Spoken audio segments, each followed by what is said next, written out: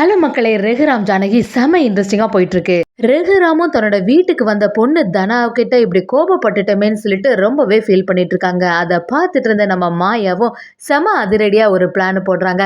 அவங்களோட திட்டத்தினால கண்டிப்பாட்டு நம்ம தனாவையே நம்ம ரகுராம் அவங்க வீட்டுக்கே போய் கூட்டிட்டு வந்துடுறாங்க.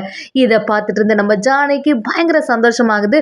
ஒரு வழியாட்டு அவங்களே கூட்டிட்டு வந்துட்டாங்கன்னு சொல்லிட்டு, அது மட்டும் இல்லாமல் நம்ம தனாவா நைட்டோட நைட்டாக ஆரத்தி எடுத்து அப்படியே வீட்டுக்குள்ள கூட்டிட்டு வராங்கன்னே சொல்லலாம். அந்த சீன் எல்லாம் செமையாவே இருந்துச்சு. தன்னோட பொண்ணுக்கு ஒரு ஆபத்துன்னு தெரிஞ்ச உடனே ரகுராம் அந்த இடத்துக்கு போய் காப்பாத்தி வீட்டுக்கே கூட்டிட்டு வந்துடுறாங்கன்னே சொல்லலாம். வீடியோக்குள்ள போறதுக்கு முன்னாடி யாரெல்லாம் நம்ம சேனலுக்கு சப்ஸ்கிரைப் பண்ணி அவங்க சப்ஸ்கிரைப் பண்ணிடுங்க.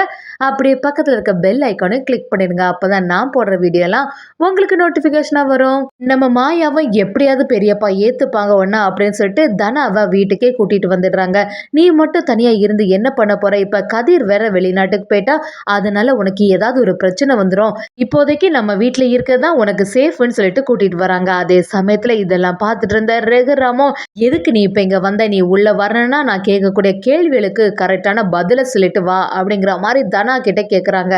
தனாவும் என்னன்னு கேட்கவும், ரகுராமும் உனக்கு உன்னோட ஹஸ்பண்ட் முக்கியமா இல்லைன்னா நான் முக்கியமா அப்படிங்கிற மாதிரி கேட்கவும், தனாவும் என்னப்பா பேசுறீங்க? ரெண்டு கண்ணுல எது முக்கியம்னு கேட்டா என்ன சொல்லுவேன்? ஒரு கண் என்னோட ஹஸ்பண்ட்னா இன்னொரு கண் நீங்க தான்ப்பா அப்படின்னு சொல்லவும், எதுக்காக நீ இந்த போட்டியில வின் பண்ண? எனக்காகவா கதிர்காகவான்னு கேட்கவும், அதுக்கும் நம்ம தனா, முதல்ல நான் கதிர்காக தான் விளையாடணும்னு நினைச்சேன். ஆனா எப்ப நீங்க புவனேஸ்வரி கூட ஒரு சவால் விட்டீங்கன்னு தெரிஞ்சதோ அப்பவே நான் இந்த போட்டியில உங்களுக்காக வின் பண்ணணும்னு நினைச்சேன் அப்படின்னு சொல்றாங்க. இப்படி கேட்டுட்டு இருக்கும்போதே ரகுராம ஒரு கட்டத்துல நம்ம தனா கிட்ட, நீ என்னோட மகளா வரையனா வா, ஆனா நான் கதிரை எப்பவுமே மருமகனா ஏத்துக்கவே மாட்டேன் அப்படின்னு சொல்லவும், நம்ம தனாவும் ரகுராம எதிர்த்து, என்னைக்கா இருந்தாலும் நான் கதிரோட மனைவி தான், இனிமே நான் இந்த வீட்டுக்குள்ள வரணும்னா நான் கதிரோட தான் வருவேன், அப்படி இல்லைன்னா நீங்களே என்னை வந்து கூப்பிட்டா தான் வருவேன் அப்படிங்கிற மாதிரி சொல்லிடுறாங்க.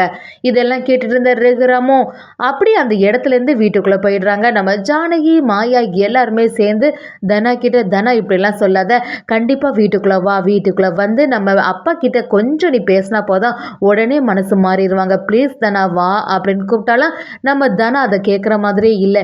என்னக்கா இருந்தாலும் அப்பா மருமகனா ஏத்துப்பாங்க கதிரை, அது மட்டும் இல்லாம அவங்கள்ட்ட போய் நான் கெஞ்ச போறதில்ல, அவங்களே கதிரை பத்தி புரிஞ்சுக்கிட்டு அவங்க முன்னாடி நாங்க ஒரு நல்ல நிலைமையில வாழ்ந்து காட்டுவோம் பாருங்க அப்படிங்கிற மாதிரி சொல்லிடுறாங்க.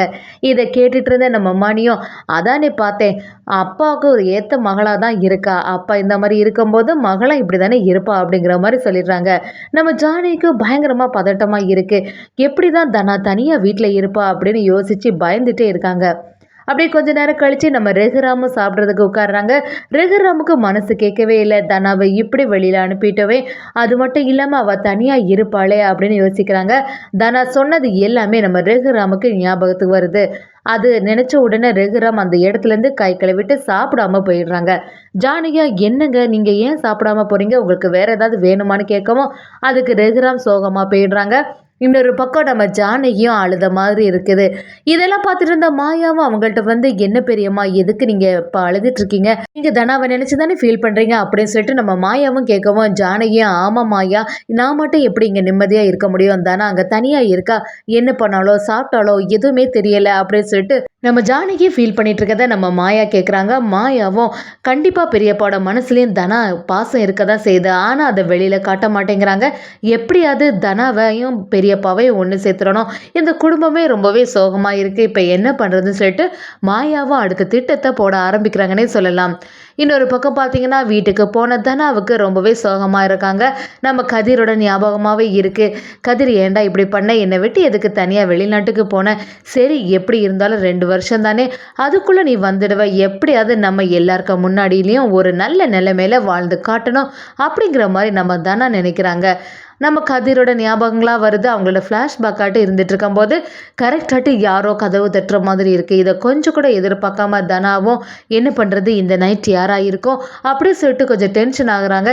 சரி யாராக தான் இருக்கும்னு சொல்லிட்டு கதவை திறந்து பார்க்கும்போது கரெக்டாக 2 ஆட்கள் அங்கே வந்துடுறாங்க. இதை கொஞ்சம் கூட எதிர்பார்க்கல நம்ம தனாவும்.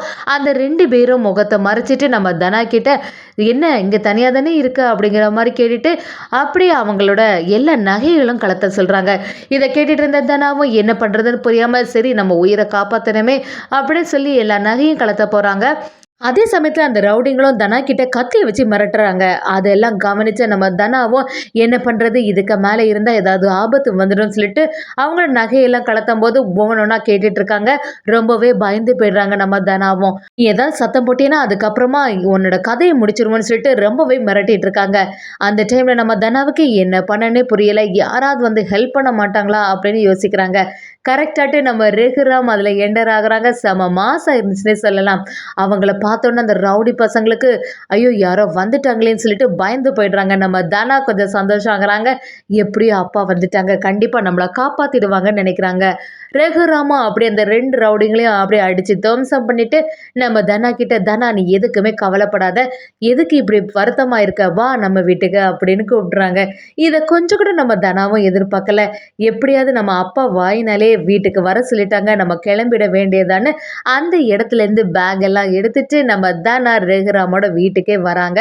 இத கொஞ்சம் கூட நம்ம ஜானகி எதிர்பார்க்கவே இல்ல. நைட்டு நம்ம ரகுராம் தனாவை கூட்டிட்டு வரவும் அப்படியே நம்ம ஜானகிய கூப்பிடுறாங்க. ஜானகி வெளியில வந்து பார்க்கும்போது தனா இருக்காங்க.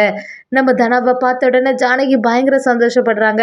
"என்னங்க என்னாச்சு?" அப்படின்னு கேட்கவும் ரகுராம எல்லா விஷயத்தையும் சொல்லவும், "இனிமே தனா இந்த வீட்ல தான் இருக்க போறா. அவளுக்கு எந்த சேஃப்டியும் இல்ல அந்த வீட்ல. அதனால இனிமே இங்க தான் இருக்க போறான்னு" சொல்லிடுறாங்க.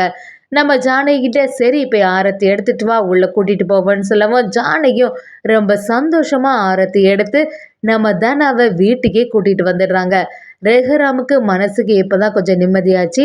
அப்படியே ஜானகி ரகுராம் கிட்ட பேசும்போது, ரகுராமும் ஜானகி கிட்ட வந்து, "ஆமா ஜானகி, அவ தனியா இருக்கும்போது எனக்கு மனசுக்கு ரொம்பவே வருத்தமா இருந்து, ஏதாவது பிரச்சனை ஆயிடுமோ, என்னாச்சோ அப்படின்னு கொஞ்சம் பதட்டமாவே இருந்து, எனக்கு தான் மனசுக்கு அவ ரொம்ப ஆபத்துல இருப்பாளும் தோணுச்சு. அதே மாதிரி தான் அந்த 2 ரவுடி பசங்க அவகள்ட்ட வந்தாங்க. கரெக்ட் டைமுக்கு போயிட்டு நம்ம தனாவ காப்பாத்திட்டோம். இனிமே தனா இங்க தான் இருக்கணும். அந்த கதிர் எவ்வளோ பெரிய ஃப்ராட் வேலை செய்துட்டான் பாத்தியா? அதான் ஏற்கனவே சொன்னேன்ல, நம்ம தனாவ இப்படி தனியா விட்டுட்டு போயிட்டான்ல." அப்படிங்கிற மாதிரி நம்ம ரகுராம் ஜானகிட்ட கதிர பத்தி தப்பா பேசவும், ஜானகியும், "நீங்க அப்படி நினைக்காதீங்க. அவங்க ரொம்பவே நல்லவன். இனி போக போக நீங்க புரிஞ்சுப்பீங்க" அப்படின்னு சொன்ன உடனே நம்ம ரகுராம் கொஞ்சம் கூட டென்ஷன் ஆகுறாங்க. சரி எல்லாம் நாளைக்கு பார்த்துக்கலான்னு சொல்லிடுறாங்க. இன்னொரு பக்கம் நம்ம மாயா செம அதிரடியா வந்து அந்த 2 ரவுடிங்கள்ட்ட அப்படியே பணத்த குடுக்குறாங்க. குடுத்துட்டு, "நான் சொன்ன மாதிரி நீங்க செய்துட்டீங்க. நீங்க செய்தது ஒரு நல்ல காரியத்துக்கு தான். இனிமே இந்த மாரிலாம் யோசிக்காதீங்க. ரொம்பவே நன்றி" அப்படிங்கிற மாதிரி அந்த 2 ரவுடிங்கள்ட்ட சொல்றாங்க. அந்த 2 ரவுடிங்களும் நம்ம மாயா கிட்ட வந்து, "சரியா எங்கள அடிச்சு வெளுத்துட்டாங்கம்மா" அப்படிங்கிற மாரி சொல்லவும், மாயாவும், "இனிமே இத நாங்க மறக்கவே மாட்டோம். உங்களால தான் ரகுராம் பெரியப்பாவும் தனாவும் ஒன்று சேர்ந்தாங்க" அப்படின்னு சொல்லிட்டு நம்ம மாயாவும் நினைச்சு சந்தோஷப்படுறாங்க. மாயாவோட அதிரடி திட்டத்தினால நல்லபடியாட்டு நம்ம ரகுராமே தனாவை வீட்டுக்கே கூட்டிட்டு வந்துடுறாங்கன்னு சொல்லலாம். அடுத்த நாள் இதை கொஞ்சம் கூட எதிர்பார்க்காத பத்மாவும் பார்வதியும் தனா வீட்டில் இருக்கிறது தெரிஞ்ச உடனே அப்படியே ஷாக் ஆயிடுறாங்க. என்னடா இங்க நடக்குது? எப்பண்டா இந்த தனா வீட்டுக்கு வந்தா? இவங்க எல்லாரும் ஒன்று சேர்ந்துட்டாங்களா சொல்லிட்டு பத்மாவும் பார்வதியும் அடுத்த திட்டத்தை போட ஆரம்பிக்கிறாங்கன்னே சொல்லலாம்.